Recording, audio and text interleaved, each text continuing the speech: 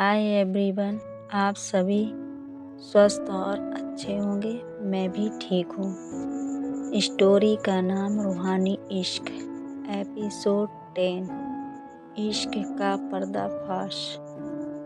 सुबह का समय था। घर में पूजा चल रही थी। आरोही की माँ फूल चढ़ा रही थी और भाभी अचानक बोल पड़ी, माँ जी, मुझे एक बात कहनी है। आरोही रात रात भर गायब रहती है। कल मैंने खुद उसे अपनी आँखों से देखा। माँ ने चौंक कर कहा, क्या कह रही है तू? कहाँ जाती है ये?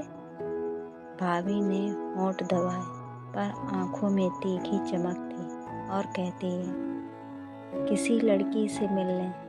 मायरा नाम है उसका। मुझे लगता है दोनों के बीच कुछ ठीक नहीं है। पूरा घर सन्न हो गया। शाम होते ही माँ ने आरोही को कमरे में बुलाया। दरवाज़ा बंद करते ही गरज पड़ी, ये सब क्या सुन रही हूँ मैं? तू मायरा से मिलने जाती है आधी रात को? तुझे शर्म नहीं आती? आरोही का चेहरा सफ़ेद पड़ गया। वो कांपते होठों से बोल ना पाई। माँ ने कड़क आवाज में कहा, तू लड़की होकर लड़की से मोहब्बत करती है, ये पाप है। समाज क्या कहेगा? आरोही के आंसू बह निकले और झिझकते हुए बोले, माँ, मैं मायरा से सच्चा इश्क करती हूँ, ये कोई पाप नहीं है। माँ ने उसी रात मायरा को बुलवाया। गांव के चौपाल जैसे माहौल में सब रिश्तेदार बैठे थे। मायरा आई तो सबकी नजरें उस पर गुस्से से टिक गई। माँ तेज आवाज में कहती है, तू ही है ना जिसने मेरी बेटी का दिमाग खराब किया है? अब ये सब यही खत्म होगा। मायरा ने निडर होकर कहा, नहीं आंटी, ये सब मैंने मजबूरी में नहीं किया। हम दोनों एक दूसरे से प्यार करते हैं और ये इश्क कोई पाप नहीं है, बल्कि भगवान का दिया हुआ एक खूबसूरत तोहफा है। यह बात सुनकर पूरा घर दहल गया। आरोही ने भी सबके सामने खड़े होकर कहा, हाँ, मैं भी मायरा से प्यार करती हूँ। चाहे आप सब मुझे छोड़ दें, पर मैं मायरा को नहीं छोड़ सकती। माँ की आंखों से आंसू निकल पड़े। भाभी ताने मारते हुए बोली, देखा माँ जी, मैंने कहा था ना, ये लड़की हमारे खानदान की नाक कटवा के रहेगी।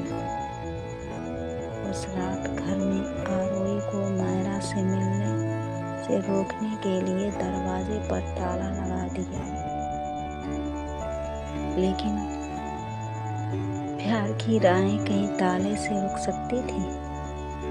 आधी रात को आरोही ने खिड़की से छलांग लगाई और मायरा के पास पहुंच गई।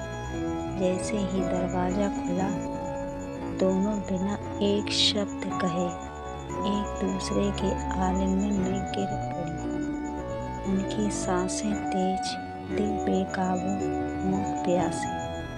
ये शायद आखिरी रात हो सकती थी, इसलिए दोनों ने हर पल को जी भर कर जिया। उस रात उनकी चाहत किसी आग से कम नहीं थी। आरोही ने मायरा की बाहों में खुद को ऐसे सौंप दिया जैसे अब कोई कल नहीं। मायरा ने भी उसे पूरे पागलपन से चूम चूम कर अपनी रूह तक अपना बना लिया। कमरे की खामोशी में उनकी कराहें, उनके आलिंगन, उनकी चाहत का तूफान ही गूंज रहा था। सुबह होते होते दोनों थक कर एक दूसरे की बाहों में सो गए। लेकिन जाने से पहले मायरा ने उसके कानों में कहा, अब चाहे जो हो जाए आरोही, या तो हम साथ जिएंगे या साथ मरेंगे। आरोही ने आंखें बंद कर दी और उसकी बाहों को और कस लिया। अब देखते हैं आगे क्या होता है। Bye bye.